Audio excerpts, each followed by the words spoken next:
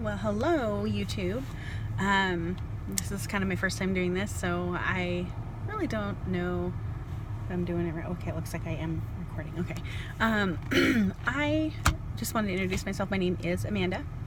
I am almost to the point where I am having Roux-en-Y gastric bypass surgery.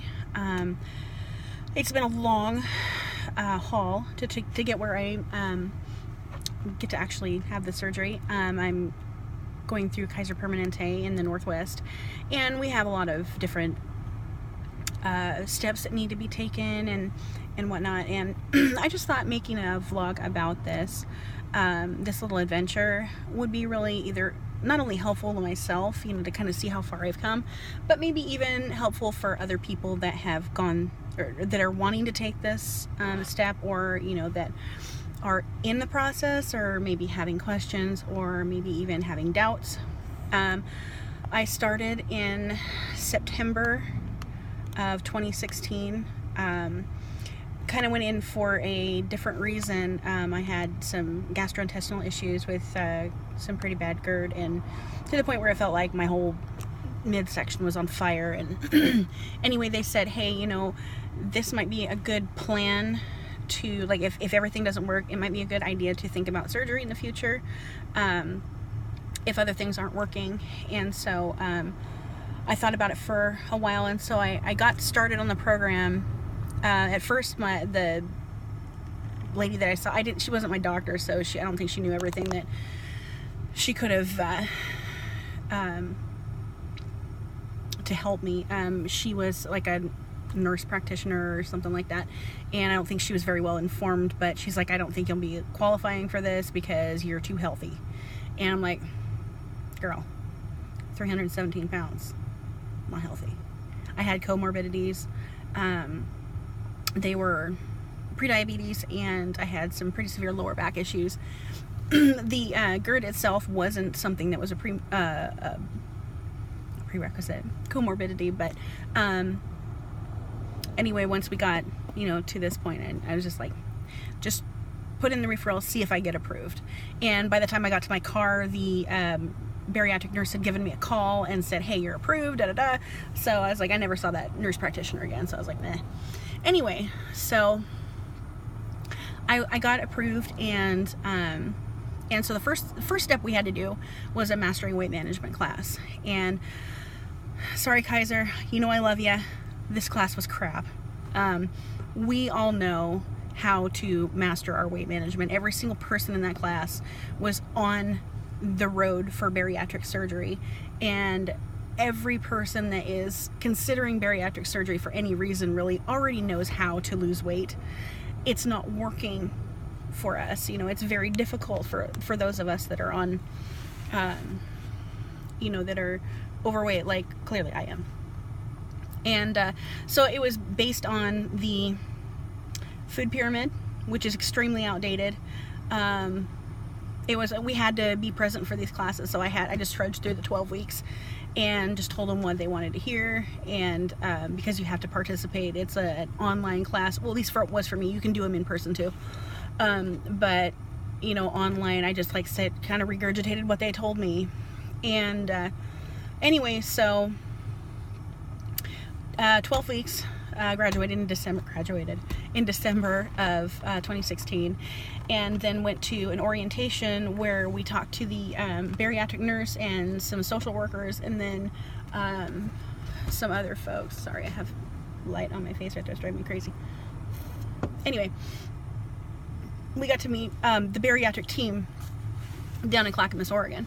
Well, that was a really defining moment for me, because the doctor went over the risks that were involved, and one of the things that really stood out to me was transference of addiction. And that was a really big deal for me, because I'm thinking, okay, I've never been an alcoholic, and I've never smoked, and I've never well, apart from being super cool in 7th grade, but that lasted for a pack. But anyway, I say that I've never smoked. So anyway, I don't drink, I don't smoke, I don't do any of the things, I don't take drugs. And that kind of got me kind of scared, because I'm like, what if I decide that, today is the day I start drinking, after surgery, or something else. I mean, I'm Irish. It kind of goes with the whole territory. Kind of a little bit German too. And so it's just like what they do. They eat and they drink. And so that kind of had me kind of scared. And so what I ended up doing was I took about 3 or 4 months to really think it over. And for a while there, I was like, nah, I'm not going to do it.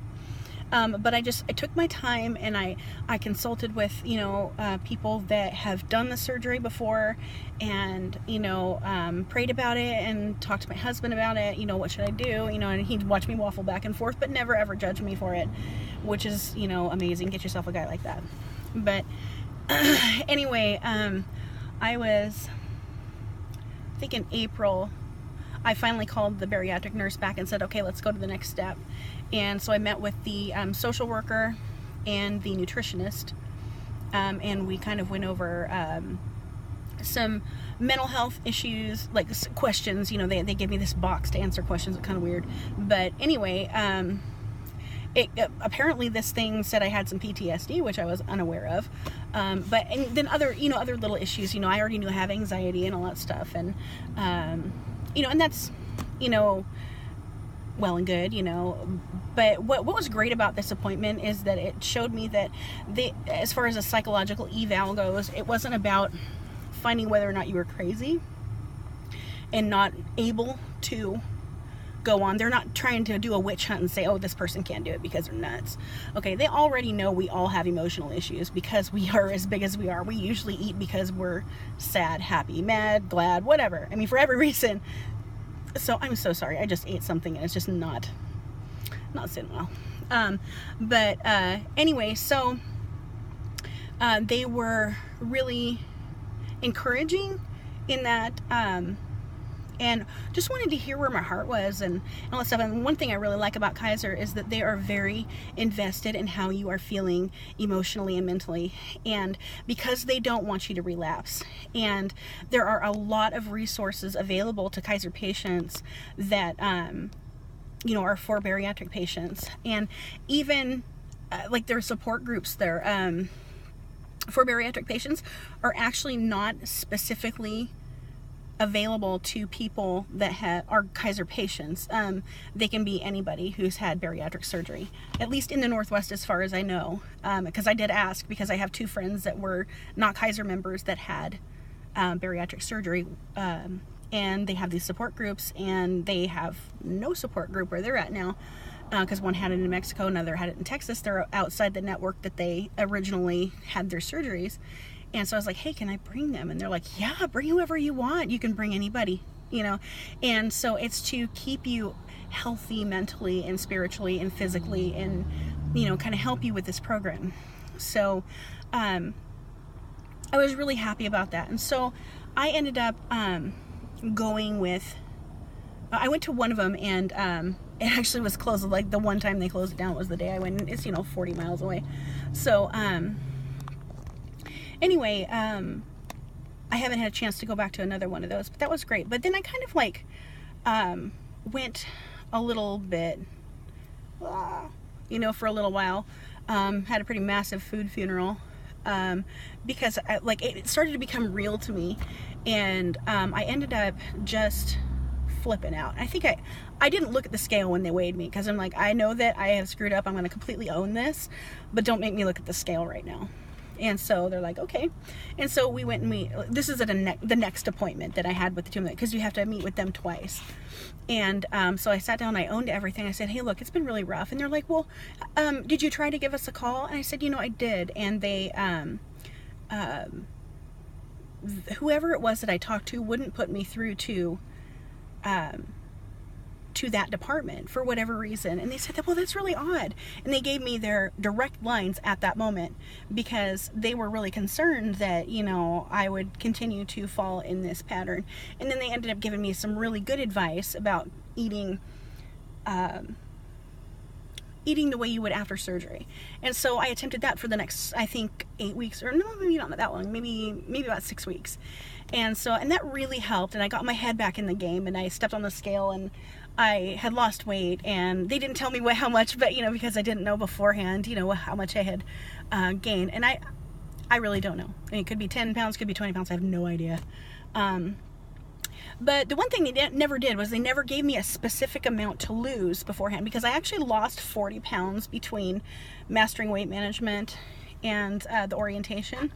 And so I think that showed them that I had already lost some weight, but I didn't do it with their information. I did it with ketogenics, and it just stopped working for me, unfortunately. And I was super meticulous about everything.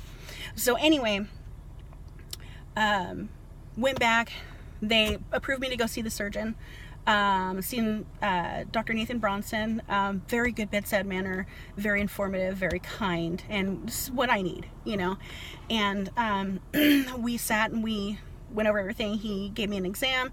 He's like, you're a perfect candidate. You are textbook candidate, you know, because I had been able to lose weight and gain weight, you know, like a pro.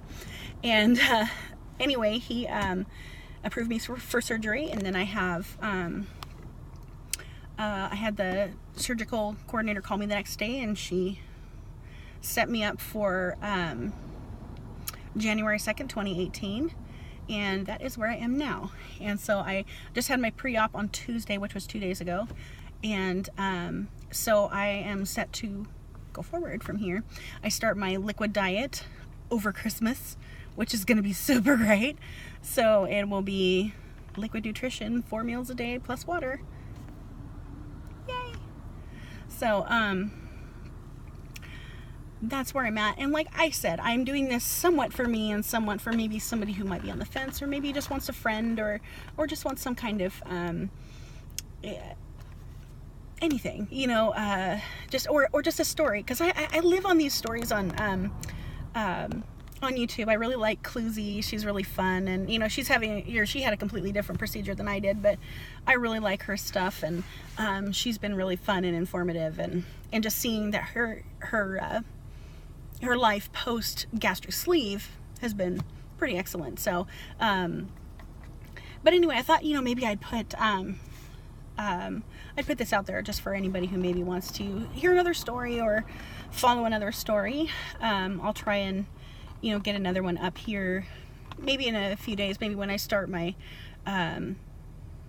liquid diet, which would be on, I believe, on the 18th of December 2017. So but anyway, I've got to go back to work. Anyway, if you want to leave a comment, or I don't know, whatever, do what you want. All right, peace out.